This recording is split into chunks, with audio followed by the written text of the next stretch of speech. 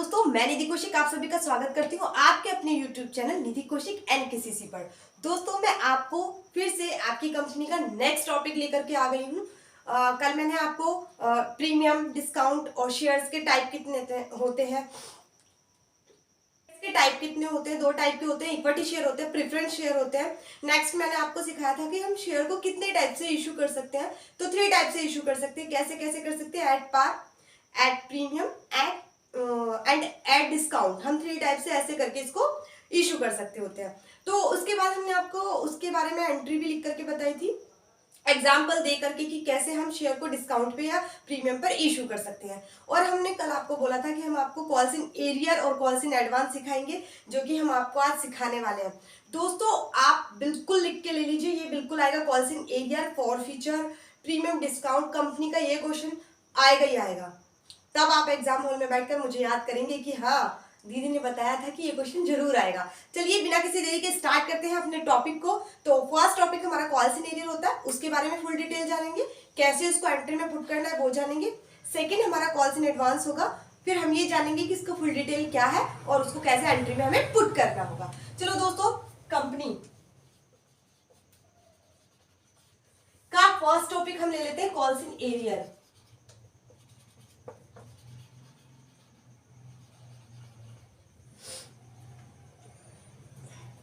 Arrear हम इसको ले लेते हैं। अब देखते हैं कॉल्स इन एरियर का मतलब क्या होता है। सबसे पहले तो आप इसका मतलब जान लीजिए कि इसका मतलब क्या होता है। कॉल्स इन एरियर का मतलब ये होता है दोस्तों, जो शेयर होल्डर अपने शेयर्स को देने में असमर्थ रहता है, अपनी याचनाओं को देने में असमर्थ रहता है।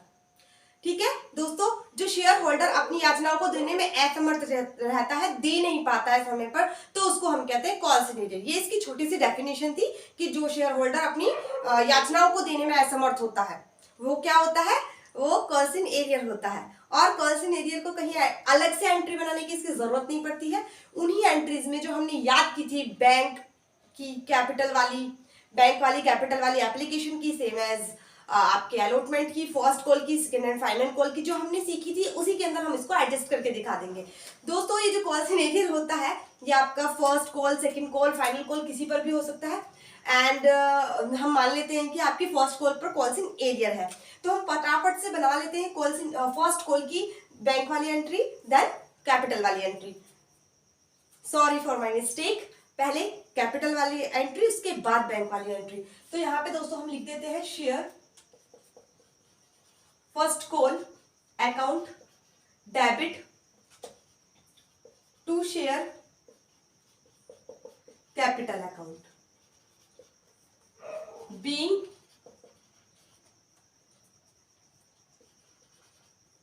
कॉल, मनी ड्यू लिख दो या ड्यू लिख दो, ओके। फिर हम इसकी बनाते हैं बैंक वाली, bank account debit to share first call account. ठीक है दोस्तों, तो हम आपको फटाफट से बता देते हैं कि कॉल्स इन एरियर, लाइक अगर कोई 200 शेयर मतलब शेयर्स रखने वाला शेयर होल्डर है, कोई 200 शेयर्स रखने वाला शेयर होल्डर है, और वो अपनी, जैसे कि हमने कल आपको बताया था कि application, allotment, first call and second and final call, हमने बताया था आपको कि 2,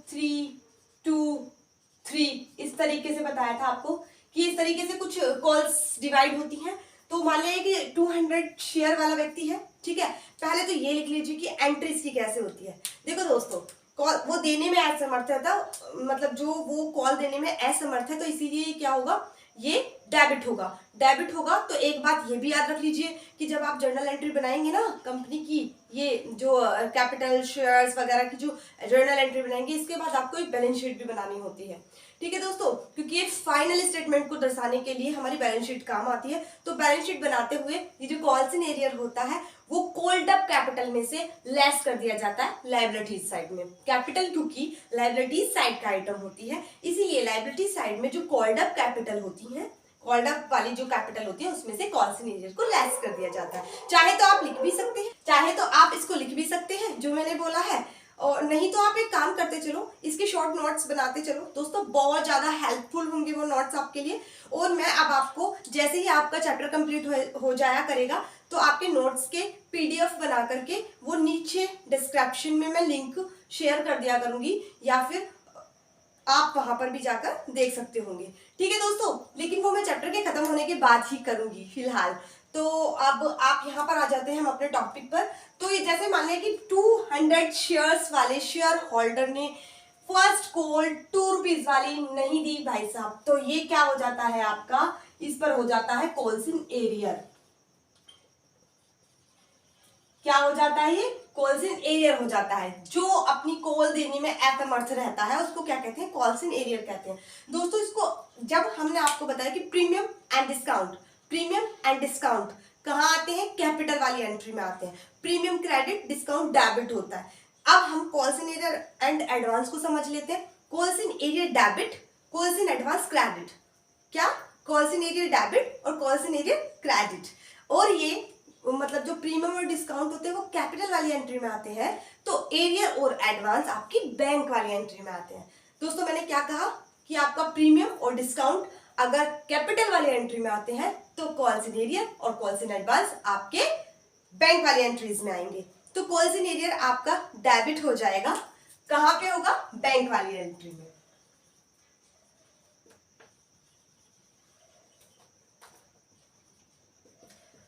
ठीक है, तो आप इस तरीके से लेखा कर देंगे इसका, ठीक है, इस तरीके से आप bank account debit, calls in arrear account debit to first call. अब आप इसमें सबसे मेन बात आती है कि अमाउंट को कैसे शो करेंगे, तो आपको अमाउंट शो करना भी हम सिखा देते हैं। देखिए दोस्तों, अब क्या होता है, आप जो हमने कल आपको बताया था कि 10 रुपीज वाले 1000 शेयर है, 10 रुपीज वाले कितने शेयर है, 1000 शेयर है, तो 10 रुपीज तो ये हो गए, और जो 1000 शेयर है उनकी सबकी मल्टीप्लाई होनी चाहिए 1000 में, इसमें भी इसमें भी इसमें भी, तो हम इसमें भी कर रहे होंगे। तो 2000 हमारे आने चाहिए कितने, फर्स्ट कॉल के कितने आने चाहिए हमारे, जो फर्स्ट कॉल है हमारी वो कितने रुपीस की बैठ रही है अभी, 2000 की हमारी फर्स्ट कॉल बैठ रही है। लेकिन कॉल्स इन एरियर हो गया हमारा 2 रुपीज। लेकिन कॉल्स इन एरियर सभी का नहीं होता दोस्तों, ये है टोटल 1000 शेयर्स, उसमें से कोई एक शेयर होल्डर था, कोई एक ऐसा अंशधारी था जिसने 200 शेयर खरीद रखे थे, और उस 200 शेयर खरीदने वाले व्यक्ति ने 2 रुपए की कॉल नहीं दी, तो सिर्फ 200 शेयर वाले व्यक्ति की ही कॉल्स इन एरियर आएगी। अगर आप 1000 की मल्टीप्लाई कर देते हो तो सारे के सारे शेयर्स को कॉल्स इन एरियर कर रहे हो, ये गलत है। सिर्फ आपको मेरी एक लाइन नोट कर लेनी है, जिस शेयर होल्डर ने, जिस अंशधारी ने अपनी कॉल नहीं दी, सिर्फ उस अंशधारी के अंशों से ही कॉल्स इन एरियर वाली कॉल पर मल्टीप्लाई होगी। लाइक ये 200 शेयर वाला व्यक्ति था, एक व्यक्ति है, उस व्यक्ति का नाम हम ए मान लेते हैं, और उस ए व्यक्ति ने 200 शेयर को होल्ड करके रखा था, और उस 200 शेयर वाले व्यक्ति ने 2 रुपीज यानी कि फर्स्ट कॉल पे कितने, 2 रुपीज नहीं दिए हैं, यानी कि 2 2s 400। इसका मतलब ये है कि कॉल्स इन एरियर कितना है, 400 का है। और चूंकि ये डेबिट साइड में है और कॉल्स इन एरियर वो दे नहीं पाया है, हमारी जो फर्स्ट कॉल की अमाउंट होनी चाहिए थी वो 2000 होनी चाहिए थी, लेकिन उस 2000 में से 400 रुपए नहीं दे पाया है, तो बचे हुए कितने मिल गए भाई, 1600। तो ये जो हमारे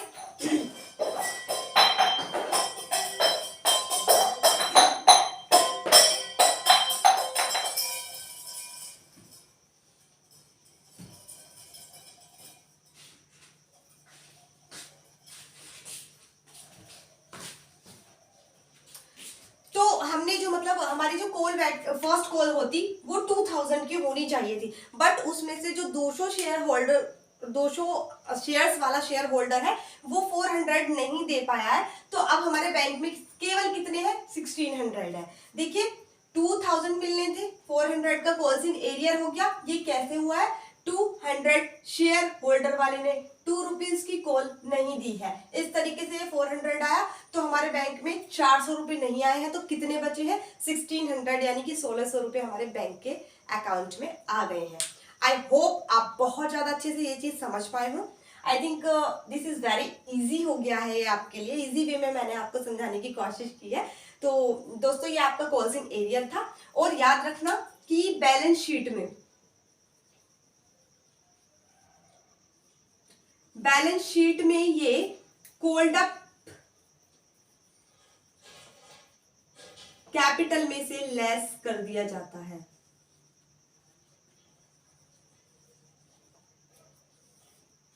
बैलेंस शीट में कॉल्ड अप कैपिटल के अंदर से कॉल्स इन एरियर को लेस करके दिखाया जाता है। तो दोस्तों आपका था कॉल्स इन एरियर, आपको ये बहुत अच्छे से समझ में आ गया होगा और अच्छे से समझ में आएगा जब मैं आपको कंपनी का 4 फीचर री इशू सिखाने के बाद आपको 2-3 टाइप के क्वेश्चन करके दिखा दूंगी 4 फीचर के, री इशू के and calls in arrear and advance के।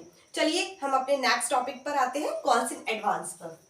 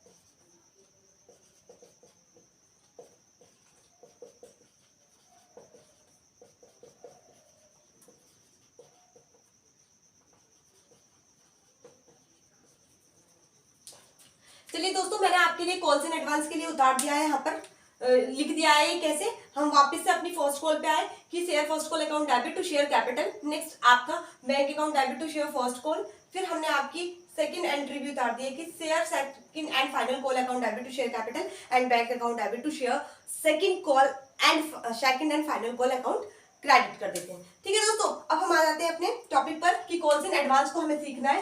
क्या सीखना है? Calls in advance. दोस्तों जैसे कॉल एक शेयर होल्डर था, 200 वाला ही ले लेते हैं हम ताकि आपको इजी भी रहे सीखने में। तो एक 200 जो शेयर्स रखे हुआ था शेयर होल्डर, वो अपनी जब कॉल नहीं दे पाया तो वो हो गया कॉल्स इन एरियर। लेकिन ऐसा भी हो जाता है कि सेकंड एंड फाइनल कॉल उसने अपनी फर्स्ट कॉल के साथ ही पे कर दी, तो उसको हम क्या कहेंगे? एडवांस।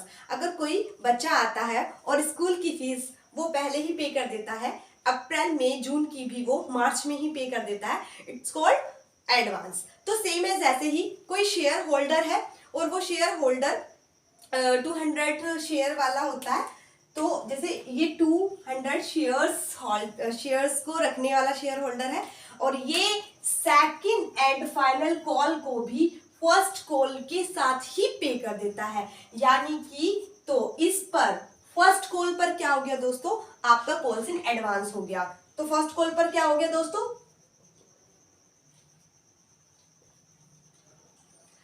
कॉल्स इन एडवांस हो गया। तो कॉल्स इन एडवांस कितने शेयर वाले हुए हैं?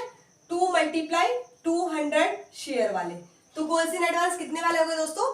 2 × 200 शेयर्स वाले आपके एडवांस हो गए हैं। तो दोस्तों बस जैसा एरियन में करा था, एरियन में हमने डेबिट कर दिया था बैंक वाली एंट्री में, तो एडवांस को हम क्रेडिट करेंगे बैंक वाली एंट्री में।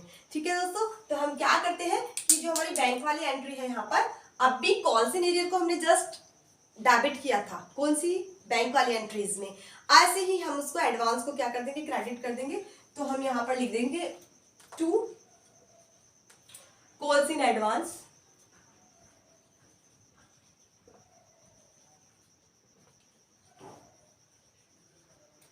और यहाँ पर हमारी जो मतलब कितना फर्स्ट कॉल तो हमारी होनी थी 2 × 1000, क्योंकि शेयर मतलब जो टोटल शेयर्स कितने 1000 थे।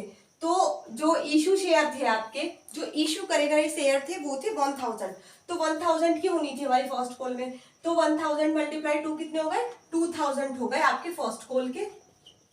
और नेक्स्ट आपका जो कॉल्स इन एडवांस है वो कितना हो गया दोस्तों? 2 × 400।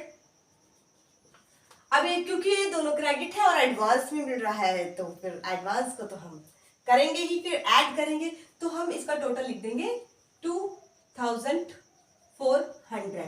कुछ इस प्रकार से कॉल्स एंड एडवांस का लेखा होगा। अगर मैं कॉल्स एंड एरियर और एडवांस के इंटरेस्ट रेट की बात करूं तो देखो, जो कंपनी का जो पार्षद अंतर नियम होता है उसके अकॉर्डिंग ऐसा कुछ, मतलब अगर मेंशन नहीं करके रखते हैं क्वेश्चन के अंदर परसेंटेज, तो लेकिन इसकी अधिकतम सीमा जो है, मतलब ऐसा नहीं है कि फिक्स चार्ज करेंगे, छूट भी दे सकते हैं वो इंटरेस्ट रेट पे, लेकिन जो कॉल्स इन एरियर की इंटरेस्ट रेट हो सकती है वो ज्यादा से ज्यादा 10% हो सकती है। मैं यहाँ पे लिख देती हूँ कॉल्स इन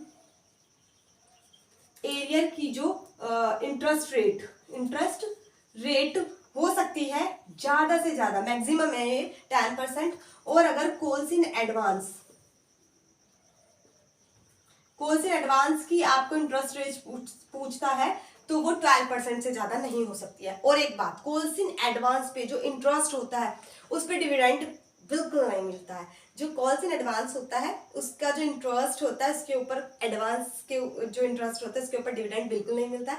तो ये कुछ बेसिक डिटेल्स थी इसकी, और आई होप मैं आप लोगों को बहुत अच्छे से ये calls and arrear and advance सिखा पाई हूँ, और उम्मीद करती हूँ आप लोगों को ये इजी वे में कंपनी सिखाना बहुत अच्छा लग रहा होगा। और अगर आप ऐसे ही अप्रिशिएट करते रहेंगे तो मैं आपके लिए और भी ज़्यादा मेहनत करके बहुत अच्छा कंटेंट प्रोवाइड कर सकती हूँ। तो ये था। अब नेक्स्ट हम कल for feature and re issue को कंप्लीट करेंगे। तो आज की ये वीडियो में हमने calls and arrear advance complete कर दिया है। अगर आपको मेरी वीडियो अच्छी लगी हो तो लाइक, सब्सक्राइब एंड शेयर करें। Thanks for watching.